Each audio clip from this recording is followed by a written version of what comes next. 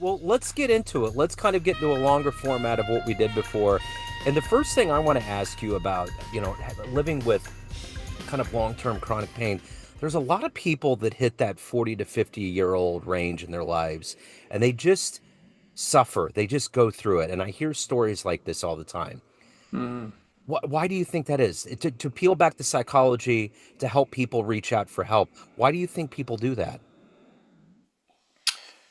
Well, the first thing I would say is aging isn't a guarantee that you're going to be in pain. Yeah. That's the first thing. And I think a lot of people get into the mindset of, oh, I'm in pain. Oh, it's my age, right? But the truth is, and again, I've looked at the figures recently. In the UK, 24% of over 75s do not suffer from chronic pain, right?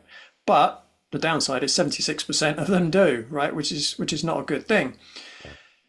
Yeah. In one way, as you get older, what you do is you give yourself more opportunity to a create damage, which can cause pain. But the thing that I think a lot of people don't possibly understand is that there are multiple ways that you can feel pain. And, you know, I guess the truth is that most people don't understand the causes of pain or how to prevent pain. And I would include most medical doctors, Yeah. right? So, medical doctors, they don't have the time to really look into things and ask you questions and ask about your history. And they're not trained to. They're trained, oh, if you have this pain, I have a pill for you, right? Yeah. Which doesn't deal with the thing that's causing the pain in the first place. It just masks the symptoms. So, we are quite conditioned to seek instant relief, whether it's painkillers, anti-inflammatories, but really addressing the root cause is what we really need to do. And the other thing with chronic pain, so chronic basically means pain that you've had for a long time. Chronic pain isn't usually about damage. It's usually about a nervous system that's stuck in overdrive. And the way that I like to kind of get the message across, pain isn't an alarm system. It's there to warn you of danger. So if you were just stepping on something sharp, you would want your nervous system to make your brain aware that you're just about to step on something sharp. Or if you put your hand on something hot, because that gives you the opportunity to take your hand or your foot off of that thing and prevent you from getting hurt. So pain is a gift. And if you don't think pain is a gift, ask anyone with leprosy, because they often lose fingers and toes because they can't feel pain, right? Yeah. So what I do is I look at three core areas. I'm trying to make things really simple. So I look at pain in three different ways to find the root cause. The first one is structural, so the structure of the body. The second is nutritional, and the third is neurological. Neurological is a huge area when it comes to pain. And just to preface that with, all pain is neurological. And neurology is the study of nerves in the body. But if I go back to the first one to start, in terms of the structure of the body is like a bicycle wheel. Now, if you've got a bicycle wheel that's straight and round and it will spin true, all of the spokes will be of the same length and the same tension, and that holds the wheel in its round, straight position. If you had a buckled wheel, what you would find is some of the spokes would be too tight and some of the spokes would be too loose. So if you took a buckled wheel to a bicycle mechanic, they would find the spokes that are too tight, they would loosen them. They'd find the spokes that are too loose and they would tighten them, and that would straighten the wheel. Well, in our body, we have a similar situation. Instead of spokes, we have muscles. So when we have muscle imbalances, that's when we might have some muscles that are too tight, and I'm being really basic here. Some muscles that are too tight, some muscles that are too long, let's call it. That will pull a joint out of position. Now you start to get wear and tear, and it could be in the muscle itself, it could be on a tendon, it could be on a ligament, it could be in the joint structure itself. Now, an example of someone I helped almost purely by helping them with their structure was a guy called Billy. He was a rugby player, and he came to me after having a thigh and groin injury for 3 years. So over the last 3 seasons, he'd missed about half of the games because of this injury. And he came to me and he said, Leigh, look, I've got 8 weeks until I start my next pre-season. Can you help me? He said, because I can't carry on like this, missing half the games every season because of injury. And I thought, first of all, wow, that's not a lot of time, 8 weeks to solve this problem that's been going on for 3 years. But to cut a long story short, what happened was I spent the first 4 weeks straightening this buckled bicycle wheel. So I did a very deep analysis of him physically, analysed what was going on, and gave him very prescriptive exercises to straighten him up. The second 4 weeks, building on top of that, I gave him exercises to strengthen him so that when he went back to training in rugby, he wasn't going to get re-injured. Now, what happened was that season, Billy had the best season he ever had. Never missed one game. And he, as far as I know, he didn't miss any, he's retired now, but he never missed another game due to that injury. Wow. And all he did, he would do 4 weeks of my program A and 4 weeks of my program B through every season. And that kept him fit, healthy. You know, he was running quicker, he was changing direction quicker, he was kicking the ball further. You know, he was doing great. So that's an example of how structure can cause a problem. Then you've got nutritional. So anything that I would class as a poor diet can potentially increase your likelihood of pain. So what's a poor diet? Generally, I would say the further you move away from what your ancestors would have ate, the more poor your diet is. So the more processed, the more inorganic, shall we call it, the more unnaturally grown, the more likely that's going to cause pain. There are certain foods that are inflammatory. So things like processed seed oils, processed vegetable oils, table sugar, alcohol, if you call that a food, they're all likely to cause some kinds of inflammation in the body. The more inflammation you've got, the more likely you're going to feel pain. Then you've got food sensitivities. So you can be sensitive to any food. It doesn't have to be necessarily an inflammatory food, but it might cause inflammation in you. And just one quick example, I won't go into the story in too much detail, but I discovered a few years ago, I had an arthritic knee. Now, as a tennis player, that's not ideal. And then one day I just said, I'm going to stop eating porridge oats. And within 3 weeks, all the pain had gone, all the swelling had gone, and I got full range of motion back in the knee. Wow. Right.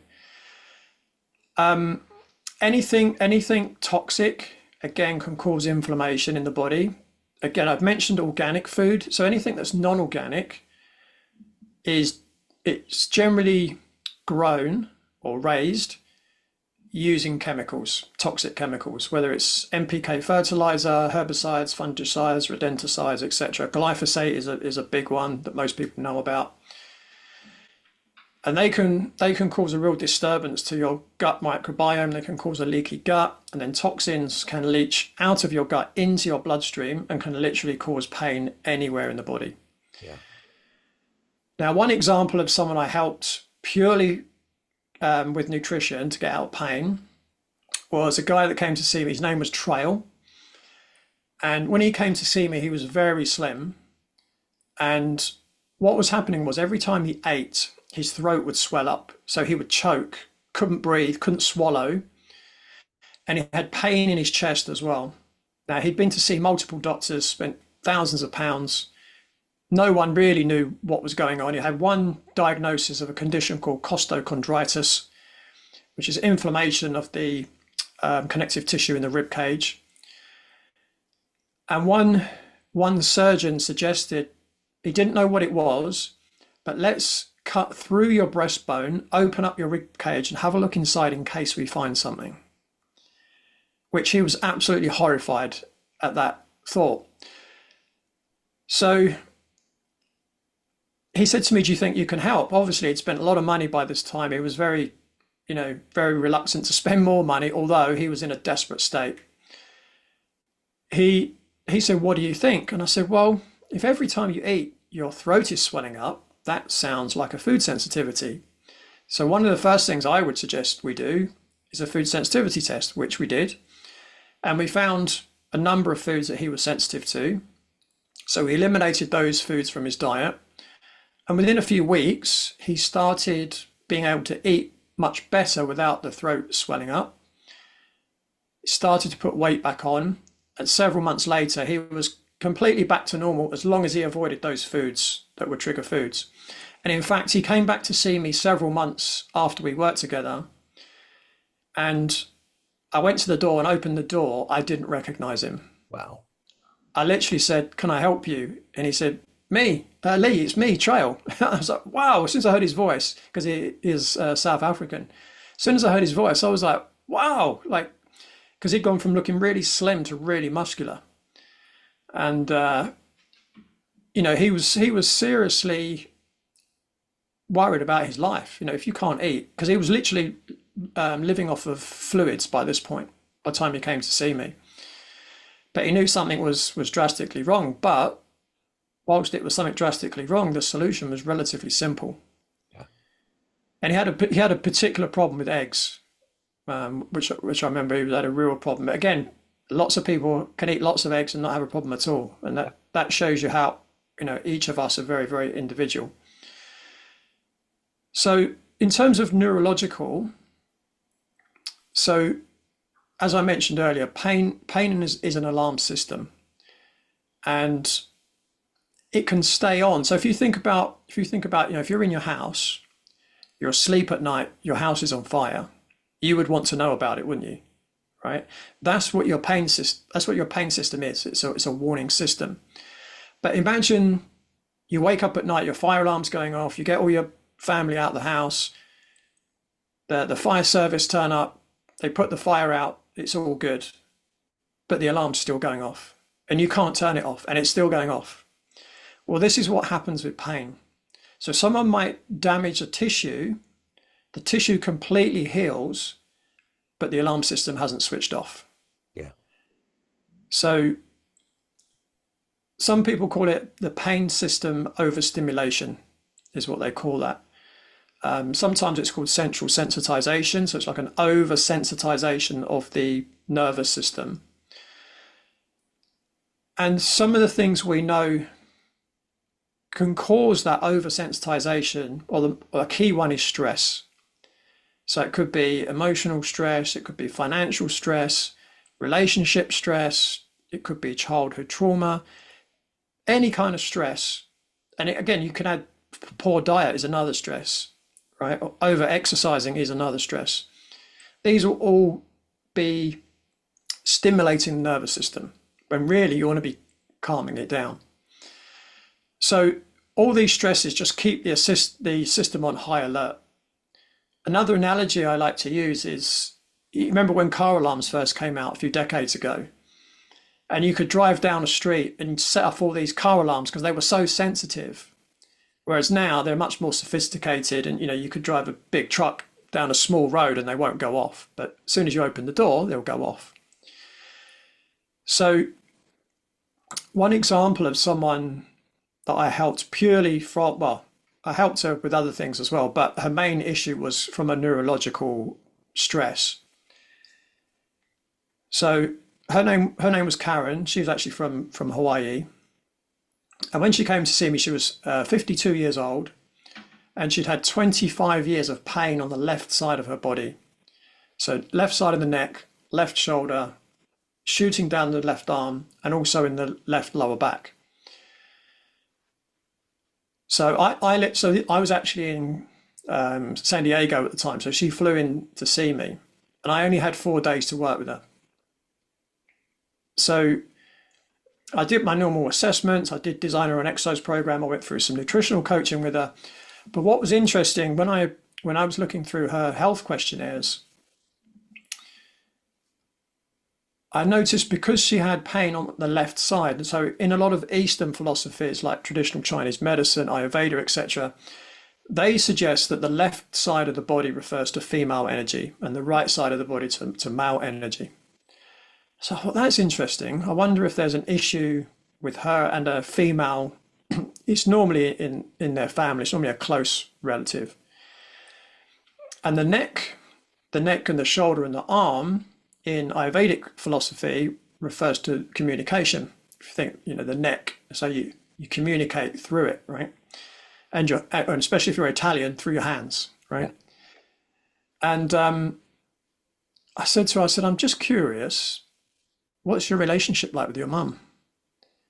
Now, let's just say I opened up a big can of worms with that one question.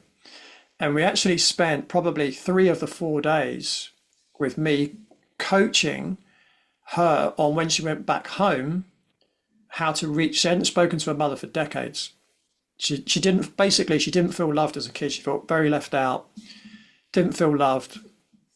And so I spent our time together coaching her on techniques as to how she could speak to her mother in a way where she didn't lose her temper and get her feelings across, let her know how she felt as a child and how she feels now, and that she would like to resolve the issue that they had.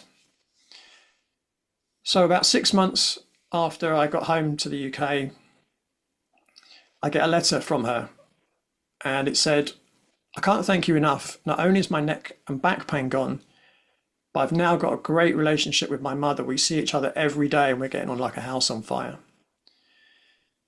So pain can often be seen as a teacher. It's trying to teach you something. So sometimes it can be a stress like that your body or your subconscious mind is trying to get you to address, right? Yeah. So just to sum up, pain isn't the problem, it's the signal. And if we can decode it, then it enables us to heal. It's interesting when I was asking that question, I was thinking about kind of the not putting any discounts on the mentality of how we approach life and how that Mm, affects us. Because there's so many ways, like especially with like seniors, like in senior centers, they do watercolor paintings, and it doesn't matter what their talent level is, or mm, they try to just get on an instrument, or they try to listen to music. I mean, there's so many modalities that literally will help your physicality if your brain's firing in the right mm, optimum range. mm. Um, so I'm curious, what prompted this kind of refocus of your brand? What was it? What made you kind of hone in on the chronic pain? Well, I mean, it's something that I've always done.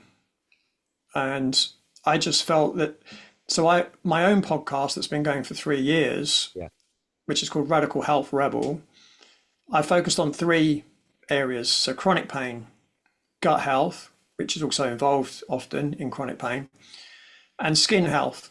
But what I was finding with my episodes is the ones where I focused on pain were the most popular.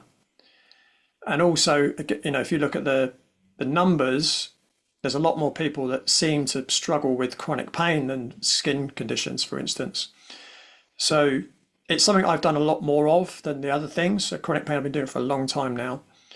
And I just felt that's the best use of my energy, but also it enables me to serve the population or a wider population better. So I think the key to all of this, as with any kind of pain we're going through, whether it's mental or physical, it's getting to that place where you reach out to someone like you, a professional, and at least explore it, if not delve in further. What would you urge somebody that's out there that's on the fence, that's like, oh, I can live with it. I'm fine. No big deal. Or, maybe I should just look into it. What's the best way to urge them to just eliminate this and to go in with the examples that you talked about? Well, the first thing I would say is that I can't help anybody unless they want to help themselves, Yeah. right? If someone's on the fence, I would get them to take a piece of paper, draw a line down the middle, and say, right, if I keep doing what I'm doing, how am I going to benefit from doing that? If I change, if I do something different, how might I benefit? So if someone's going down the conventional route, shall we call it, and using pharmaceuticals, they will be causing damage to their body, right? And in the long term, potentially, those things themselves could be causing pain further down the line. And if someone, so for instance, an arthritic condition, you could potentially still be causing physical damage to the body. Now, if it's a structural issue or if it's a nutritional issue, no amount of pain medication is going to solve that problem. So the key thing for me with chronic pain or any condition is finding out the root cause.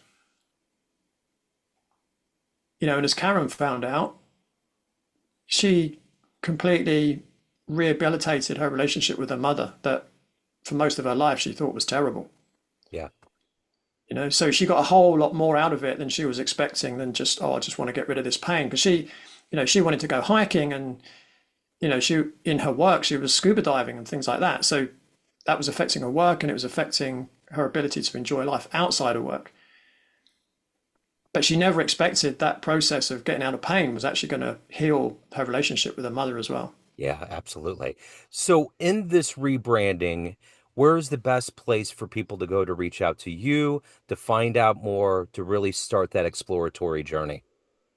Yeah, where I tend to send most people, I've actually got what I call a chronic pain breakthrough blueprint. It's free for anyone to download. And if they go to my website, which is www.bodycheck, which is bodycheck.co.uk/free pain guide, and they can access it there. So that's where I tend to send most people.